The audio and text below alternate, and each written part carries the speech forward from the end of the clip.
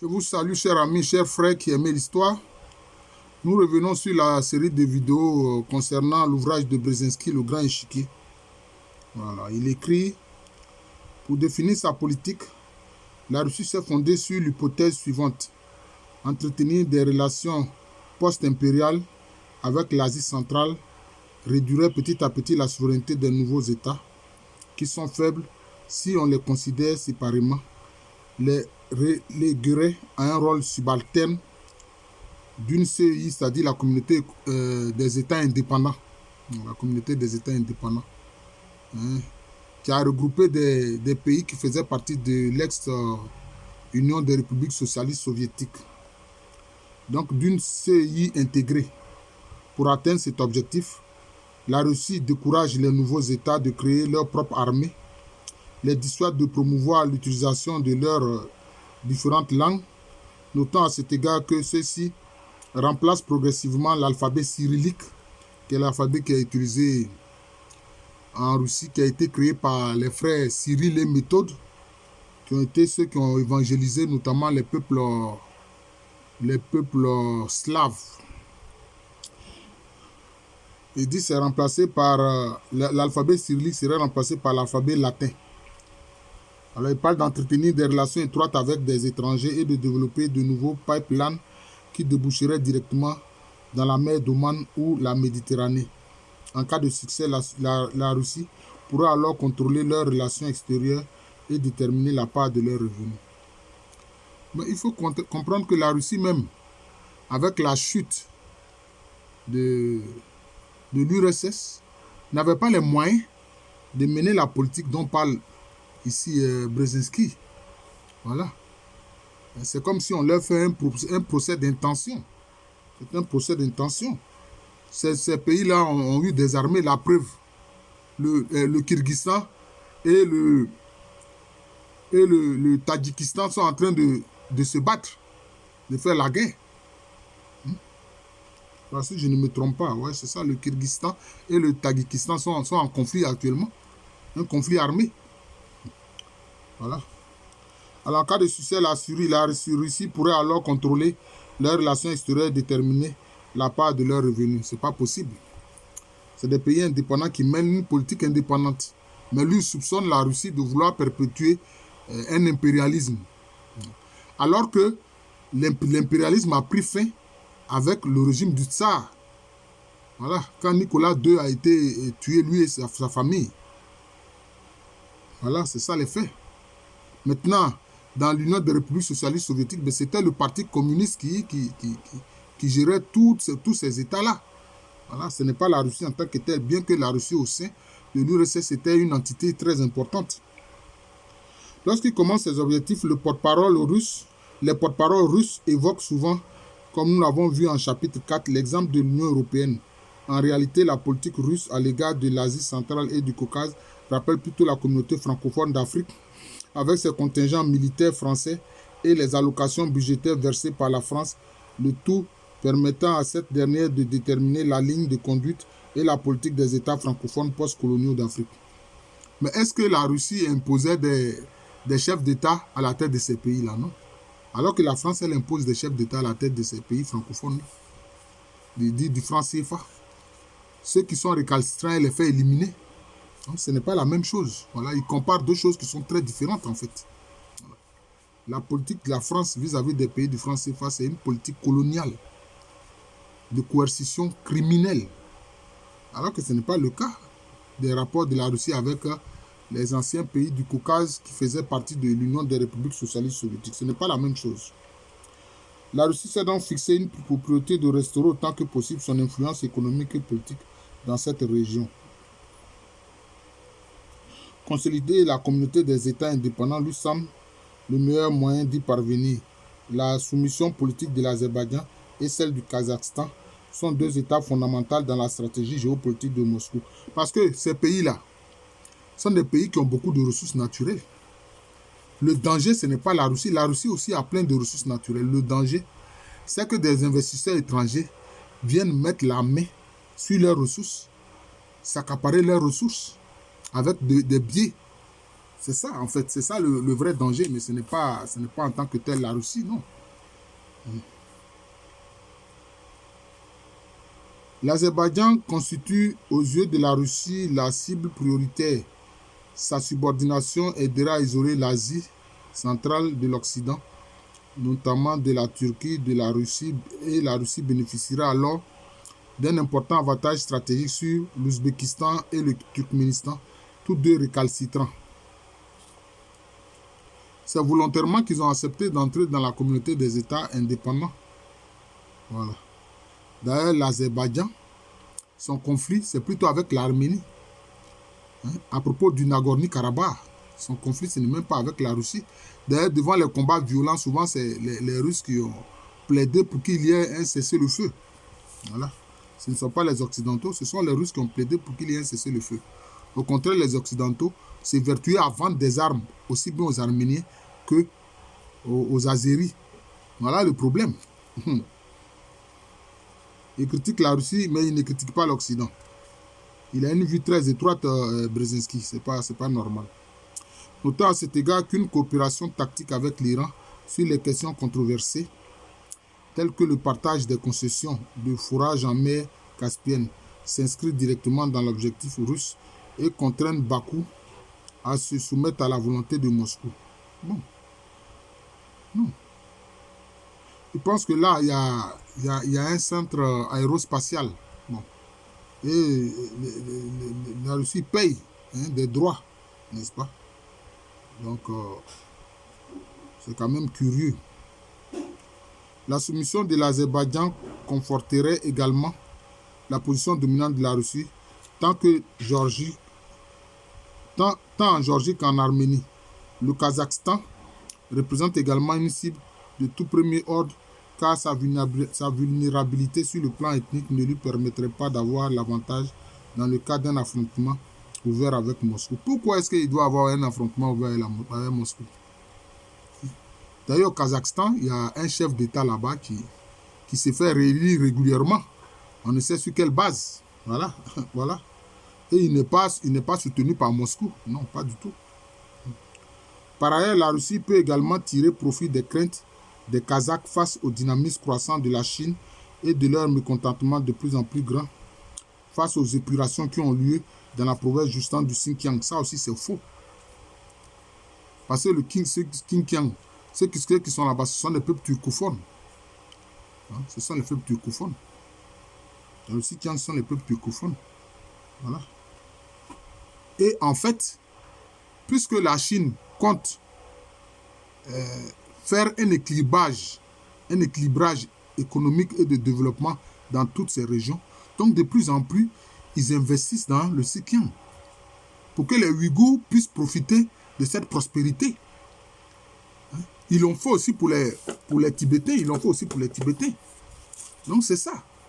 Mais on sait que les Occidentaux et les agents secrets, les services secrets veulent pousser les populations du Xinjiang à se rebeller contre la Chine. Ils font ça souvent. Les manifestations populaires, dites populaires là, ce sont ce qu'ils appellent les printemps. Ce sont les services secrets des Occidentaux qui sont derrière. Donc ce ne sont même pas des révoltes internes. Tout pays a des contradictions internes, mais eux, ils se servent de ça pour créer des manifestations dans les pays ils appellent ça les printemps. Maintenant, quand ils créent ces manifestations, derrière ça, ils fournissent des armes. C'est ce que les Occidentaux font. C'est ce qu'ils font. C'est ce qu'ils veulent amener les Ouïghours à faire. Voilà. Alors que la Chine fait profiter toutes ces régions du développement que le pays connaît. C'est de ça qu'il s'agit. Il parle d'épuration, il a mis quoi? Épuration anti-guillemets. Ça ne fait pas sérieux. Ça ne fait pas sérieux. Partout, ils provoquent ces troubles et puis maintenant, ils prétendent que le gouvernement central veut commettre un génocide. Voilà. D'ailleurs, c'est ce qui se passe au niveau du Myanmar concernant ceux qu'on appelle les... J'oublie leur nom. Voilà. Qui sont en fait du Bangladesh. Voilà. En fait, ce sont des gens du Bangladesh qui se sont installés sur une partie des terres du Myanmar, notamment de la Birmanie. Voilà. La soumission progressive du Kazakhstan aurait pour conséquence géopolitique de faire automatiquement entrer le Kyrgyzstan et le Tadjikistan dans la sphère de contrôle de Moscou, exposant dans le même temps l'Ouzbékistan et le Turkménistan à des pressions russes directes. Or, présentement, c'est le Kyrgyzstan et puis le Tadjikistan qui sont en guerre. Moscou n'a rien à voir là-dedans. La stratégie russe va néanmoins à l'encontre des aspirations de la quasi-totalité des États situés dans les Balkans eurasiens.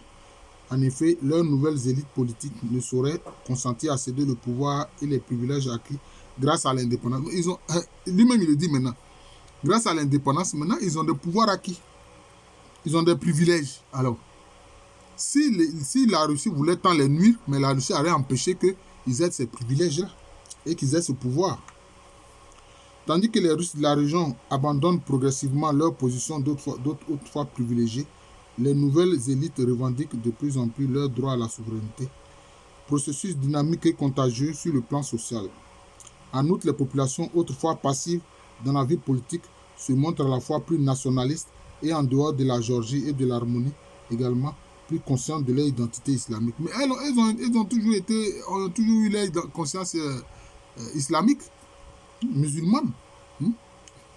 La Russie même ne fait pas de problème aux musulmans, puisqu'il y a une mosquée gigantesque qui a été construite en plein Moscou. Donc c'est ça. On comprend bien Brzezinski. Hein? Il veut qu'il y ait des troupes là-bas pour le bénéfice des États-Unis. Voilà. Comme ça, ils pourront pousser ces pays-là. Certainement pas les pays musulmans, puisque, bon, c'est possible comme ce n'est pas possible parce que ils ont prétendu que la Turquie est musulmane, donc elle ne peut pas entrer dans l'Union européenne, alors que la Turquie est dans l'OTAN. Bon, voilà, c'est ça le problème. Les contradictions de l'Occident. La Géorgie et l'Arménie, en dépit de la dépendance de cette dernière à l'égard du soutien que la Russie lui a accordé contre l'Azerbaïdjan, ce qui n'est pas vrai. Au contraire. Concernant le Nagorno-Karabakh qui fait l'objet de leur conflit, c'est la Russie qui souvent les amène à négocier et à faire un cessez-le-feu, à accepter un cessez-le-feu. Voilà. Or, ils veulent pousser ces deux pays-là, sous prétexte que c'est des pays chrétiens, je veux dire l'Arménie et la Géorgie, à entrer dans l'Union européenne. C'est ça leur problème. Les États d'Asie centrale riches en ressources naturelles, ainsi que l'Azerbaïdjan, souhaiteraient accueillir sur leur territoire plus de capitaux américains. Je n'ai pas dit. Voilà, capitaux américains, européens, japonais et depuis peu coréens. Voilà. Alors, ils viennent là pour pouvoir mettre la main sur les ressources de ces pays-là. C'est ça. Avec leurs capitaux. Mais, puisqu'il lui-même l'a dit que ces pays ont des idées nationalistes, ils ne permettent pas cela. Même si vous investissez là, et ils auront toujours la plus grosse part. Voilà les faits. Voilà les faits. Espérant ainsi considérablement accélérer leur développement économique et consolider leur indépendance. Ils se montrent également plus ouverts à la Turquie et à l'Iran, considérant ces deux pays comme des contrepoids à la Russie et comme des points les reliant au vaste monde musulman du Sud. Or, la Russie a de très bons rapports et avec l'Iran et avec la Turquie. Alors que la Turquie a majorité de l'islam sunnite et l'Iran est à majorité de l'islam chiite. Voilà, donc voilà. Ainsi, avec le soutien de la Turquie et des États-Unis, l'Azerbaïdjan a non seulement rejeté les requêtes russes, les requêtes relatives à l'établissement de bases militaires sur son sol, mais a également passé outre aux exigences de la Russie quant à un pipeline unique transitant par un port russe de la mer Noire et opté pour la solution d'un second pipeline passant par la Géorgie pour rejoindre la Turquie. Mais si ça passe par la Géorgie, est-ce que c'est ça qui va arranger, en fait, comme on appelle l'Azerbaïdjan? Je ne crois pas. Je ne crois pas.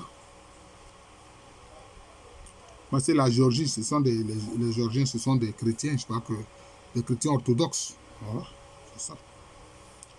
Un pipeline en direction du sud transitant par l'Iran et qui devait être financé par une société américaine, voilà, a dû être abandonné en raison de l'embargo financier des États-Unis contre l'Iran. En 1995, on inaugurait en fanfare une nouvelle voie de chemin de fer reliant le Turkménistan et l'Iran. Celle-ci permettant à l'Europe de commercer par voie ferroviaire avec l'Asie centrale en contournant également la Russie. Bon. en contournant totalement la Russie. Donc, je crois qu'il fait de la Russie son ennemi, en fait. Tout ce qu'il dit, c'est contre la Russie. Ce qui ne me plaît pas, d'ailleurs. Je suis obligé de le contrer parce que il exprime plutôt des sentiments que des faits réels. Alors qu'il est géopoliticien. La réouverture de l'ancienne route de la soie avait quelque chose de fortement symbolique. La Russie ne séparant plus désormais l'Europe de l'Asie. Mais la Russie même est une zone de jonction de l'Europe et de l'Asie. La région de Pétersbourg, c'est très proche de l'Occident, de l'Ouest. Mais pourtant, après maintenant, quand on va vers la Sibérie, hein, vers les îles Sakhalines et autres, ça c'est la partie orientale de la Russie. Voilà, c'est tout. L'Ouzbékistan s'est lui aussi montré de plus en plus déterminé à s'opposer aux efforts déployés par la Russie en vue d'une intégration. Mais c'est pour ça qu'ils ont créé la communauté des États indépendants. Hein? Quand c'est pour l'Union européenne, là, ils trouvent que c'est normal. Quand la Russie veut le faire avec ses anciens pays partenaires qui faisaient partie de l'Union soviétique, là, ils trouvent que c'est une volonté de domination. Je ne comprends pas. Et aussi, ils veulent avoir des relations économiques, puis ce sont des pays voisins. C'est tout à fait normal. Et puis, ils ont tous appartenu à un même État qu'est l'Union des républiques socialistes soviétiques. Bon, voilà, c'est ça. Le caractère absolu de son nationalisme a provoqué, dans la presse russe, il parle de l'Ouzbékistan, de violentes condamnations de l'orientation catégorique pro-occidentale de son économie et de ses rudes invectives contre les traités d'intégration au sein de la CEI. Ce sont de son refus décisif d'appartenir, ne serait-ce qu'à l'union douanière et de sa politique délibérément anti-russe en matière de nationalité. Pourquoi est-ce qu'ils doivent avoir une attitude anti-russe? Parce qu'à l'époque de l'URSS, les pays qui faisaient partie de cet État-là s'installaient dans n'importe quel État, dans l'État qu'ils choisissaient. C'est pour ça que quand l'URSS s'écoule en 1991, mais il y a beaucoup de Russes qui se retrouvent alors étrangers dans beaucoup de ces pays-là, qui faisaient partie de l'Union des républiques socialistes soviétiques. Il y a cet aspect-là qu'il ne faut jamais oublier. Voilà. Pour les États-Unis qui mettent en œuvre dans la région de l'Asie une politique dont le but est d'affaiblir la Russie, cette position est de plus en plus séduisante. Je reprends, parce que c'est ça les faits maintenant. Pour les États-Unis qui mettent en œuvre dans la région de l'Asie une politique dont le but est d'affaiblir la Russie. Là, maintenant, il dit la vérité. Cette position est des plus séduisantes. Donc, vous voyez. Donc, depuis, l'objectif, c'est d'affaiblir la Russie. Voilà que Brzezinski reconnaît ça ici. C'est pour ça que je dis qu'il est important que les gens lisent cet ouvrage de Brzezinski, Le Grand Échiquier. Ça permet de comprendre ce qui se passe en Ukraine. Ce qui se passe en Ukraine, c'est que ça a été programmé par les États-Unis et l'OTAN depuis longtemps. Hein? C'est pour ça qu'on a entendu le ministre français, je ne sais pas si c'est Darmanin, qui dit que oui, ils vont prendre des sanctions contre la Russie et que cela, au plan économique, cela va détruire la Russie. Parce que c'était un plan qui était ourdi depuis longtemps. Malheureusement, pour eux, ça n'a pas marché. Voilà. Je reprends encore. Pour les États-Unis, qui mettent en œuvre dans la région de l'Asie une politique dont le but est d'affaiblir la Russie. Cette position est des plus séduisantes. Mais parce que lui-même, ce qu'il dit là, c'est pour affaiblir la Russie. Et indirectement, il donne des orientations à ces pays du Caucase là, dont beaucoup sont des pays musulmans. Ouzbékistan, Tadjikistan, Turkménistan, Azerbaïdjan, etc. C'est tous des pays musulmans. Des pays en tout cas peuplés à majorité par des musulmans. Le Kazakhstan lui-même, en réaction aux pressions russes, en est venu à préférer une seconde voie non russe pour ses propres débouchés, selon les termes du conseiller du président du Kazakhstan, M. Umiserik Kazenov. Bon, il reprend ici, comment on appelle ça, il cite Kazenov. C'est un fait avéré que la recherche d'autres pipelines de la part du Kazakhstan a été encouragée par les actions de la Russie elle-même. Alors, vous voyez, il ne dit pas du mal de la Russie, telle que l'obligation pour les Kazakhs d'envoyer leur pétrole exclusivement à Novorossiysk et les pétroles du Tyumen à la raffinerie de Pavlodar. Les efforts du Kazakhstan pour faciliter la construction d'un gazoduc dirigé vers l'Iran sont en partie dus au fait que les pays de la CI ne paient que 60% du prix mondial ou ne paient même pas du tout. Voilà. Donc c'est ça. Mais est-ce que ça les arrange d'envoyer leur gazoduc par l'Iran? Parce que l'Iran est sous embargo des États-Unis depuis longtemps. Donc si ça passe par là-bas, ce sont plutôt les États-Unis qui vont leur créer des ennuis. Parce qu'aujourd'hui, les Américains et les Occidentaux veulent sanctionner tous les pays qui ont des relations avec la Russie et avec l'Iran. Alors que ces pays-là ont toujours eu des relations avec ces deux pays. Mais aujourd'hui, ils disent, bon, comme nous, on est contre la Russie, on est contre l'Iran, donc vous ne devez pas avoir de relations avec l'Iran ni avec la Russie parce que ces pays-là sont sous embargo. Voilà. Nous les avons mis sous embargo. Et que nous avons pris des sanctions contre eux. Ça ne fait pas sérieux. Ils se prennent pour qui? Ça ne fait pas sérieux. Ils se prennent pour les maîtres du monde, mais ils sont en train d'échouer. Voilà, ils sont en train d'échouer. On leur dit utiliser le soft power. Ils disent non, ils veulent utiliser le hard power. Ils veulent utiliser la force. Le Turkménistan, pour des raisons similaires, a activement cherché à construire un nouveau pipeline transitant par l'Afghanistan et le Pakistan pour finalement déboucher dans la mer d'Oman. Alors, la mer d'Oman, c'est beaucoup plus au sud. C'est vers l'Arabie. Voilà. Ça fait partie de l'Arabie, de l'espace de l'Arabie. Il a également tenté d'établir de nouvelles voies de chemin de fer le reliant au Kazakhstan et à l'Ouzbékistan, au nord et à l'Iran et l'Afghanistan au sud. Les Kazakhs, les Chinois et les Japonais ont engagé des négociations préliminaires pour préparer le terrain à un projet ambitieux de pipeline qui s'étirerait de l'Asie centrale à la mer de Chine. Grâce aux investissements occidentaux à long terme dans le domaine du pétrole et du gaz, qui s'élève à quelques 13 milliards de dollars en Azerbaïdjan et dépasse largement les 20 milliards au Kazakhstan. Chiffre de 1996. L'isolement politique et économique de la région est manifestement en train de se lézarder, et ce également en raison des pressions économiques mondiales et des moyens financiers limités de la Russie. Voilà, je vais m'arrêter là, ça fait 22 minutes que je parle.